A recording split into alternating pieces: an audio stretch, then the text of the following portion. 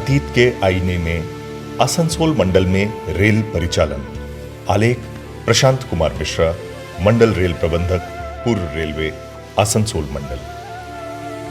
Rail परिचालन के प्रत्येक क्षेत्र में भारतीय रेल में आसनसोल मंडल का स्थान सरा से अग्रगण्य रहा है। हमारी रेल विरासत वर्तमान की स्वर्णिम सफलताओं की आधार भूमि के रूप में स्तुत्य है।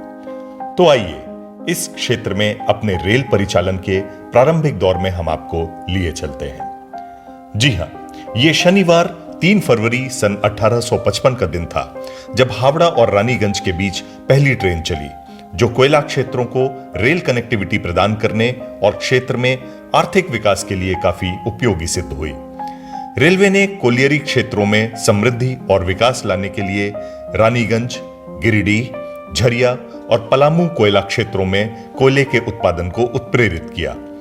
छोटे छोटे सोए हुए गांव औद्योगिक केंद्रों में तब्दील होने लगे। याद कीजिए, पूर्वी भारत में पहली ट्रेन सन 1854 15 अगस्त को हावड़ा से हुगली तक चली थी, जिसने पूर्वी दुनिया को गहरी नींद से जागृत किया और एक पखवाड़े के बाद ही लाइन को पंडुआ तक बढ़ा दिया गया। मंडल की प्रथम प्रयोगात्मक रेलवे लाइन को कोयले की खान और व्यापार केंद्र की भूमि से कोयला लाने की संभावनाओं को देखते हुए इसे वर्धमान होते हुए रानीगंज तक पहुंचाया गया। रानीगंज तक का route lieutenant governor lord Dalhousie द्वारा अनुमोदित प्रायोगिक लाइन था और EIR की उस मूल योजना का हिस्सा था जिसके अनुसार राजमहल होकर गंगा नदी के मार्ग का अनुसरण करते हुए हावड़ा से दिल्ली के बीच ट्रैक बिछाना था।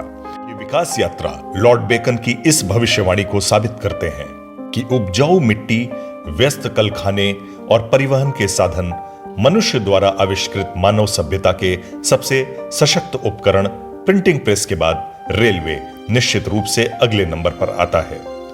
तो इस प्रकार आज के मेन लाइन पर स्थित रानीगंज तक पहली ट्रेन की यात्रा का उद्घाटन 3 फरवरी 1855 को हुआ था और तब इसे एक जश्न की तरह मनाया गया था। करीब 8 बजे बर्धमान जाने के लिए आमंत्रित लोगों की भीड़ घाट पर पहुंची और प्रवेश द्वार पानी के किनारे पर फूलों से सुसज्जित था। इस अवसर पर रेलवे कंपनी द्वारा 2 स्टीम फेरी लगाए गए थे। इन स्टीमरों को सदाबहार फूलों एवं बैनरों के साथ बहुत ही सुंदर ढंग से सजाया गया था। थोड़ी देर बाद 9 बजे लॉर्ड डलहौजी अपने कर्मचारियों के साथ स्टेशन पर पहुंचे, जहां उन्हें 19 छोटे बंदूकों की सलामी दी गई। उनकी तबीयत खराब दिख रही थी। उन्होंने ट्रेनों के साथ आगे बढ़ने में असमर्थता जाहिर की, लेकिन व्यवस्था का निरीक्षण किया और पहली ट्रेन के प्रस्थान होने तक उपस्थित रहे। इकट्ठा हुई पूरी कंपनी लगभग 700 व्यक्तियों की थी, जिनमें कलकत्ता सोसाइटी के लीडिंग सदस्य, बिशप और बड़ी संख्या में पादरी, सुप्रीम कोर्ट के न्यायाधीश, सदर न्यायाधीश और सिविल सेवा के अधिकारी, अधिवक्तागण, सेना और नौसेना से जुड़े कई गणमान्य व्यक्ति शामिल थे। पहली ट्रेन हावड़ा से सुबह 9:40 पर खुली और 12:30 बजे बर्धमान पहुंची। मार्ग के विभिन्न स्टेशनों को बहुत साफ सुथरे एवं सुंदर ढंग से सजाया गया था और विभिन्न गांवों से बड़े पैमाने पर ग्रामवासियों की भीड़ भारत की अभी तक की सबसे लंबी ट्रेन की झलक पाने के लिए उमड़ कर आई थी। इनमें से प्रत्येक रेलगाड़ी में 15 डिब्बे थे। बर्धमान स्टेशन से गवर्नर जनरल के तंबू तक के मार्ग को सजाया गया था, जहां नाश्ते की पूरी व्यवस्था थी। सभी ने इस अवसर का भरपूर आनंद उठाया। एंग्लो इंडियंस के लिए इस देश में शायद ये सबसे सुखद अनुभव था। एक अखबार ने इस घटना द्वारा उत्पन्न उत्साह को इस प्रकार वर्णित किया था: अज्ञानी स्थानीय निवासी जानते ही नहीं थे कि आग की ये गाड़ी कैसे चलती है। वे समझते थे कि यह किसी अनोखी चीज से चलती है या अंग्रेजों के हाथों कोई अपार शक्ति मिल गई है जिससे वे चल पा रही है। अग्निरथ की इस दौड़ ने अधिकांश लोगों के मन में आश्चर्य, भय और सम्मान पैदा किया। महिलाओं ने शंख बजाकर ट्रेन का स्वागत किया और लोकोमोटिव पर सिंदूर लगाकर इस नई रहस्यमयी शक्ति का सम्मान किया। आज हम उसी यादगार और कामयाब वाकये का शानदार जश्न मना रहे हैं। माल डिब्बों एवं एक प्रथम श्रेणी सवारी डिब्बे को मिलाकर बनाई गई एक गाड़ी हावड़ा से प्रतिदिन रात्रि के 8:30 पर खुलती थी तथा अगले दिन सुबह 6:35 पर रानीगंज पहुंचा करती थी। ये विश्व में पहली घटना थी जब कोई मालगाड़ी समय सारणी के अनुसार चली थी। इसी तरह से डाउन दिशा में माल डिब्बा के साथ प्रथम श्रेणी के एक सवारी डिब्बे वाली ट्रेन रानीगंज से प्रतिदिन रात्रि 8:30 पर खुलती थी तथा अगले दिन 7:40 पर हावड़ा पहुंचा करती थी। हावड़ा से रानीगंज के बीच हल्के मेल गाड़ियों को चलाने के लिए वाष्प इंजन फेरी क्वीन का उपयोग किया गया था। इस रेल इंजन का निर्माण सन 1855 में इंग्लैंड के लीड्स में किटसन, थॉमसन तथा हैविटसन द्वारा किया गया था। आज भी यह चालू दशा में काम करने वाला विश्व का प्राचीनतम वाष्प इंजन है। सन 1856 के दौरान ट्रैफिक का लगातार विकास होता रहा एवं कामगार लागत में भी अच्छी खासी कमी आई। बर्धमान एवं रानीगंज के बीच संपूर्ण विस्तार के मध्य जो वर्तमान आसनसोल मंडल के सीमांतर्गत पड़ता है, मानकर एवं पानागढ़ ही केवल 2 स्टेशन थे तथा यह स्थिति 1861 तक बनी रही। आसनसोल क्षेत्र में सन 1861 से 1867 के दौरान 4 अन्य स्टेशन आसनसोल, सीतारामपुर, बराकर तथा अंडाल को चालू किया गया। वाष्प इंजनों के रखरखाव एवं ओवरहॉलिंग के लिए रानीगंज में रेल इंजन कारखाना बनाया गया, जिसके प्रथम फोरमैन मिस्टर टी संके थे। जनरल सर रिचर्ड स्ट्रेचे के चेयरमैन बनने के बाद सन 1897 में तृतीय श्रेणी के यात्रियों को इलाहाबाद तक के लिए मेल एक्सप्रेस गाड़ियों में सर्वप्रथम अनुमति दी गई तथा सन 1905 में एक्सप्रेस गाड़ियों को निचली श्रेणी के यात्रियों के लिए चलाया गया था। उल्लेखनीय है कि हावड़ा से रानीगंज का प्रथम श्रेणी किराया 11 रुपए 5 आना एवं 6 पैसा था, जो इन दोनों के लिए एक राजसी राशि हुआ करती थी। द्वितीय श्रेणी का किराया 5 रुपए 10 आना एवं 9 पैसा था, जबकि तृतीय श्रेणी का किराया 1 रुपए 14 आना एवं 3 पैसा था। इसके अलावा माल ढुलाई के किराए भी मद के अनुसार निर्धारित थे। कंबल में लपेटी गई बर्फ की सिल्लियों को रेलवे के विशेष बक्से में सामान्य किराए को चुकाकर भेजा जा सकता था। उदाहरण के तौर पर बर्फ की 20 सिल्लियों को 4 आना के भुगतान पर 50 मील की दूरी तक भेजा जा सकता था। एक घोड़े की बुकिंग का किराया 2 आना प्रति मील था। यदि उसी मालिक द्वारा 2 घोड़ों की बुकिंग होती थी तो उसे दोनों के लिए 3 आना देना पड़ता था, और यदि 3 घोड़े एक ही प्रेषक द्वारा भेजते तो उसे सभी के लिए 4 आना प्रति मील की दर से किराया देना पड़ता था। उस दौर में व्यवहारिक दर के प्रेरक और दूरदर्शी उदाहरण थे। कंपनी के कानूनों और नियमों के अनुपालन को सुनिश्चित करने के लिए EIR ने जुर्माने की कठोर व्यवस्था को लागू किया। कंपनी के किसी भी बोगी या स्टेशन पर धूम्रपान की सख्त मनाही थी और इसके लिए 20 रुपए तक जुर्माना वसूला जा सकता था। रेलवे कंपनी की किसी भी संपत्ति की चोरी या नुकसान के लिए 50 रुपए तक का जुर्माना वसूला जा सकता था। महिलाओं के प्रतीक्षालय में पुरुष के प्रवेश पर 100 रुपए तक जुर्माना वसूला जा सकता था।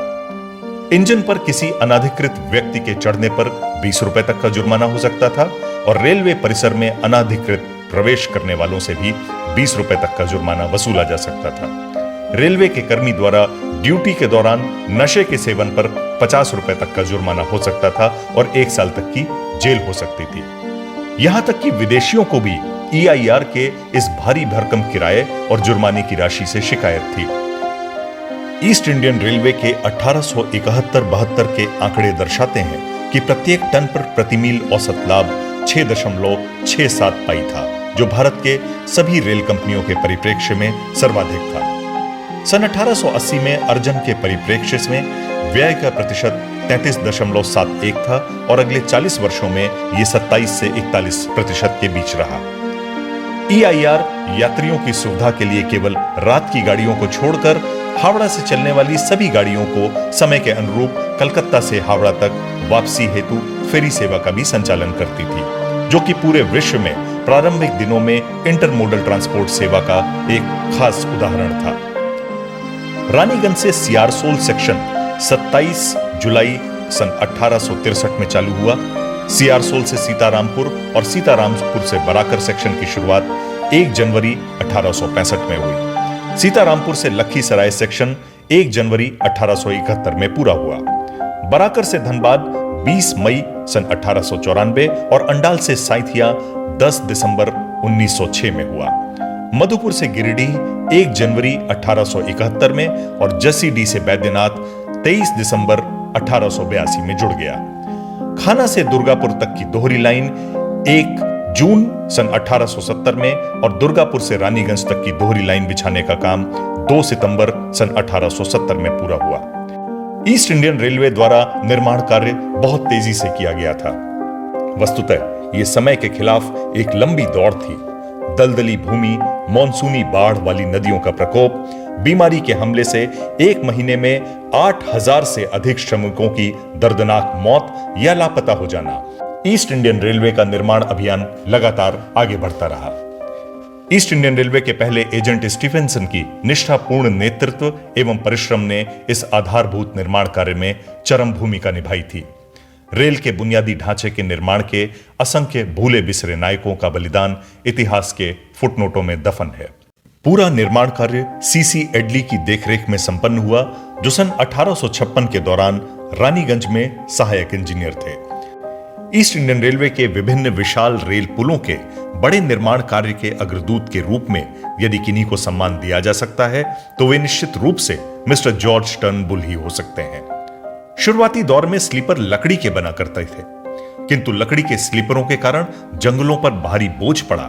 फलतः वन संरक्षण नीति के तहत सन 1919 तक साल, देवदार, जर्राह, ऑस्ट्रेलियन हार्डवुड आदि की लकड़ियों से बने मात्र 30% स्लीपर ही रह गए थे और बाकी डेडहम ऑल्फर्ड्स पैटर्न के 252 पाउंड्स के लोहे के स्लीपर थे। ट्रेन के प्रस्थान के बाद किसी भी व्यक्ति को स्टेशन या कार्यालय में प्रवेश की अनुमति नहीं थी। यह निर्देश था कि सारणी में उल्लिखित समय के 10 मिनट पहले यात्री स्टेशन पहुंच जाएंगे और बुकिंग कार्यालय पहली घंटी बजने के बाद बंद हो जाएगा। प्रथम श्रेणी एवं द्वितीय श्रेणी के यात्रियों के लिए 2 इकहरी यात्रा के किराया राशि की तिहाई की कटौती पर वापसी या दोहरी यात्रा टिकट की व्यवस्था लागू थी। सन 1859 तक आते आते इस लाइन पर 19 पैसेंजर और 30 गुड्स इंजन चलाए जा रहे थे और 8 पैसेंजर एवं 20 गुड्स इंजन निर्माणाधीन या मरम्मताधीन थे। कोचिंग स्टॉक में 228 वाहन जबकि गुड्स स्टॉक में 848 डिब्बे थे। सन 1867 में RM यंग रानीगंज लोको वर्कशॉप के फोरमैन थे और उस वर्कशॉप के रोस्टर में 1 निरीक्षक, 11 ड्राइवर, 1 शंटर, 2 शंटमैन तथा 16 फायरमैन कार्यरत थे। HD सोल्डम को पानागढ़ में और F फिशर को रानीगंज में गाड़ी परीक्षक के रूप में तैनात किया था। ईस्ट इंडियन रेलवे के उस दौर के 20 गाड़ी परीक्षकों में से कोई भी भारत का मूल निवासी नहीं था। इसी तरह से फोरमैन के भी सभी पदों को यूरोपियन लोगों के लिए आरक्षित रखा गया था। किंतु भारतीय मूल के प्रमुख कर्मियों में B मुखर्जी मानकर के पहले और हुरुनाथ चैटर्जी दूसरे स्टेशन मास्टर बने। इसी प्रकार से नवीन चंद्र मुखर्जी, नवीन चंद्र मलिक एवं गिरीश चंद्र राय पानागढ़ के स्टेशन मास्टर बने थे। इसके अलावा हीराम्बू C मुखर्जी अंडाल के, अक्षय कुमार सरकार आसनसोल के, राम नारायण घोष सीतारामपुर एवं गुणापति गांगुली बराकर के स्टेशन मास्टर बने थे। खेद है कि आसनसोल क्षेत्र के स्टेशनों पर अपना बहुमूल्य योगदान देने वाली इन महान विभूतियों को हम भूल चुके हैं।